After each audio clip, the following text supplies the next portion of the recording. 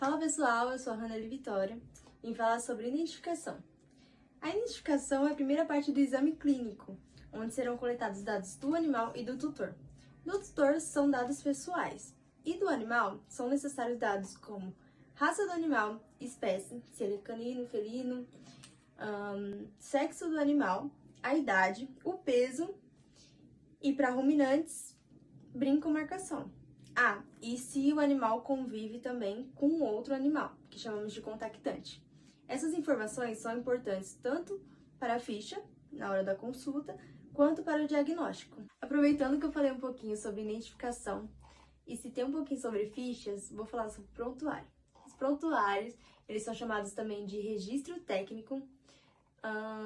Eles devem ser escritos corretamente, sem abreviações e sem comentários sobre o tutor.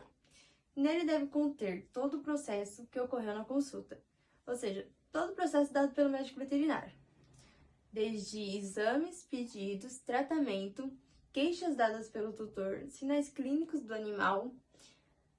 Exatamente tudo o que acontece na consulta deve ser registrado nesse prontuário. Esse prontuário ele é como se fosse um arquivo. Oi, eu sou a Andressa, eu vou falar sobre a anamnese. A anamnese é o principal recurso que a gente tem para chegar ao diagnóstico. Só que esse recurso só vai ser bem utilizado com a colaboração tanto do tutor quanto do médico veterinário. Esse é um momento que a gente deve ter muita cautela por omissão de informações por parte do tutor e também por causar constrangimento nele, fazendo muito questionamento, usando muitos termos técnicos que ele não vai entender. Então a gente sempre tem que ter muito cuidado, nunca questionar e sempre simplificar o que vai falar para melhor entendimento dele. Após a anamnese geral, a gente vai para uma anamnese mais específica, no caso respiratório. A gente vai começar ali perguntando sobre a queixa principal do tutor, desde quando o animal está apresentando esse sinal clínico, como que está a evolução, se ele fez algum tratamento anterior e como está sendo a resposta dele a essa terapia ou como foi, se ele tem contato com outros animais e se esses animais estão apresentando os mesmos sinais que ele, qual é o tipo de ração que o tutor dá, se ele dá algo além da ração. É importante também perguntar se o animal é vacinado, é vermifugado e qual foi o princípio ativo dessa vermifugação. É importante também perguntar sobre tosse, espirro. A tosse a gente pergunta se ela é seca, produtiva e se ela é frequente ou se ela acontece em algumas circunstâncias, como por exemplo após um vômito.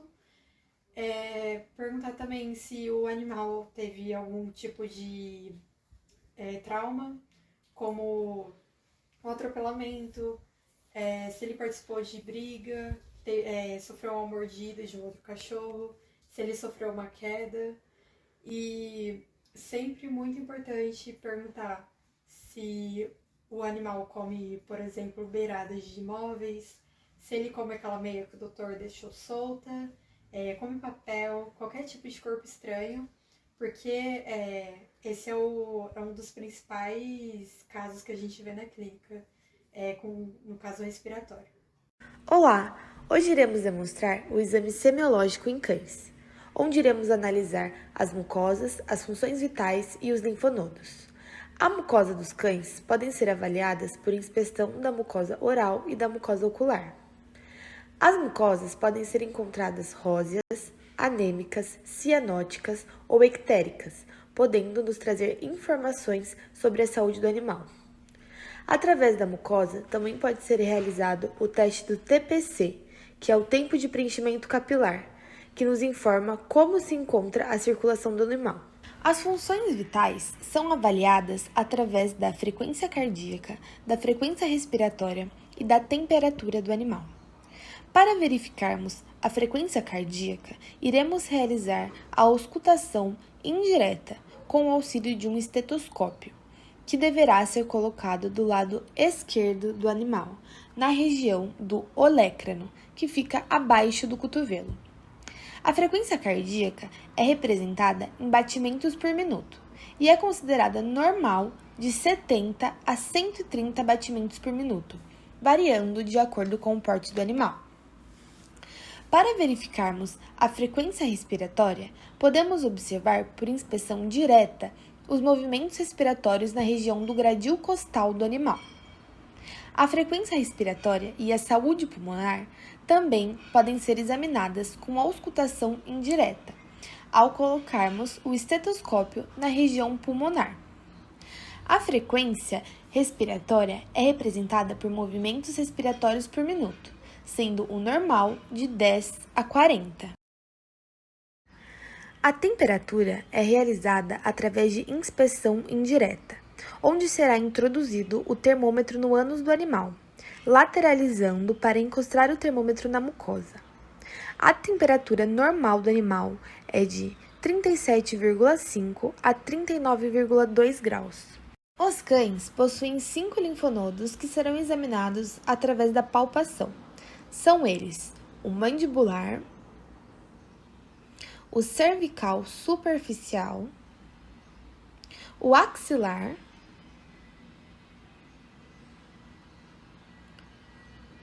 o inguinal ou mamário e o poplíteo, lembrando que os aspectos dos linfonodos devem estar firmes. O sistema respiratório é dividido em condução, transição e troca. A condução é realizada pelas narinas, cavidade nasal, conchas nasais, cartilagem aritenoides, epiglote, traqueia e brônquios. Os bronquíolos fazem parte da transição e as trocas pelos bronquíolos respiratórios e alvéolos. Para começar o exame físico, é necessário realizar a inspeção, primeiramente de 4 parâmetros. Na frequência respiratória, avaliação do movimento do tórax e do abdômen do animal, em sua expansão e esvaziamento. No ritmo respiratório, o ritmo em que ocorre a respiração, se possui uma predominância mais costal ou abdominal. No padrão de respiração, se possui taquipneia, bradipneia, hiperpneia ou hiperventilação. Na profundidade, se parecem ser difíceis, como o caso da dispneia. É importante verificar se o animal se encontra em uma posição ortopneica. Indica uma respiração dispneica, porém, necessário diferenciar sua respiração ofegante de uma possível dispneia. Continuando na inspeção, é necessário verificar a presença de secreções nasais, inclusive a coloração, se purulenta, serosa ou mucosa, os espirros, incluso os reversos. Outro ponto importante é a coloração que a mucosa apresenta. Se for azulada, indica uma hipoxemia, falta de oxigênio devido a algum distúrbio respiratório ou cardíaco. Um exame importante é a palpação. É necessário palpar os ossos nasais, a traqueia, para verificar o reflexo da tosse, tórax, bilateral para verificar a sensibilidade, temperatura e frêmitos. Importante verificar se são pleurais e brônquios. Na auscultação, é necessário estar do lado contrário ao lado que irá verificar, em posição oblíqua, com o braço em contato com o animal. É importante auscultar 5 pontos diferentes em cada lado, 3 ciclos em cada ponto, o animal em repouso. A frequência normal em cães é 18 a 36 por minuto. É importante auscultar o ruído laringotraqueal, traqueobrônquico e broncocronquiolar. Importante manter a boca do animal fechada para respirações mais profundas, lembrando que a inspiração é ativa e a expiração é passiva. Saber diferenciar os roncos, os síbilos, estridor, grasnídeos, estretores e atritos pleurais. Na percussão, pode ser feita de forma direta com os digitais ou indireta com o martelinho. Pulmão e seios paranasais. Quando normal, apresenta um som claro. Com líquidos ou massas, apresenta um som maciço. Com gás, se assemelha ao som timpânico. Sons hipersonoros para casos como enfisema e submaciço são para complicações de líquido na cavidade como hemotórax. Realizar bilateralmente, inclusive no tórax. A olfação é importante. Sons hipersonoros para casos como enfisema e submaciço são para complicações de líquido na cavidade como hemotórax. Realizar bilateralmente, inclusive no tórax. A olfação é importante para odores urêmicos em caso de distúrbios renais, cetônicos em caso de desequilíbrio ácido básico e normais para odores adocicados. Oi, eu sou o Vladimir e agora vou falar sobre exames complementares. Primeiramente, o que são exames complementares? Exames complementares são os exames que o médico veterinário responsável irá pedir para conseguir fechar o seu diagnóstico junto com sua anamnese feita na clínica e o exame físico. O primeiro exame complementar que o médico veterinário pode pedir é o hemograma. O hemograma é barato e é versátil. E ao olhar o hemograma, a gente pode olhar as hemácias. Como nós vimos, as hemácias são responsáveis por carregar oxigênio através da hemoglobina. E 70% do oxigênio do nosso corpo é carregado pela hemoglobina nas hemácias.